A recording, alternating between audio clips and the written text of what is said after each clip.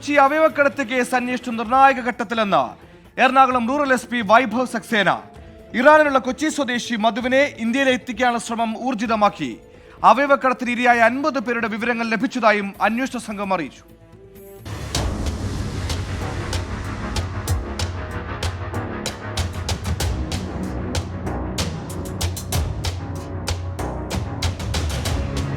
ഇരയായ പാലക്കാട് സ്വദേശി ഷമീറിൽ നിന്ന് അവയവക്കടത്ത് സംഘത്തിനെ കുറിച്ചുള്ള നിർണായക വിവരങ്ങൾ പോലീസിന് ലഭിച്ചിട്ടുണ്ട്.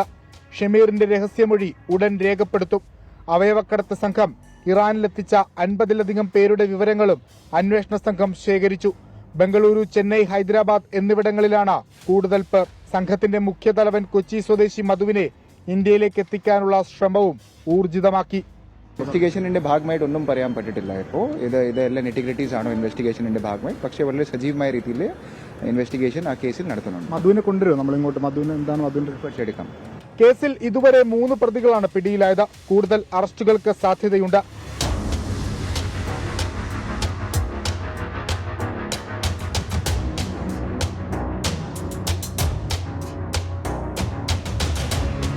അവയവം നൽകിയ ശേഷം മതിയായ ചികിത്സ ലഭിക്കാതെ മരിച്ചവരുടെ വിവരങ്ങളും പോലീസ് അന്വേഷിക്കുന്നു. അവയവക്കടത്തിന് ഇരയായ കൂടുതൽ പേരുടെ വിവരങ്ങൾ ലഭിച്ചത് അന്വേഷണത്തിന്റെ മുന്നോട്ടു പോക്കിന് ഏറെ ഗുണം ചെയ്യുമെന്നാണ് വിലയിരുത്തൽ. കൊച്ചി സ്വദേശിയായ മധുവിനെ കൂടി ഇന്ത്യയിലേക്ക് എത്തിക്കാൻ സാധിച്ചാൽ അന്വേഷണം ഒരു പരിധിവരെ വിജയം കാണും. കൊച്ചിയിൽ നിന്ന് വിഷ്ണു സുരേഷ്, 24.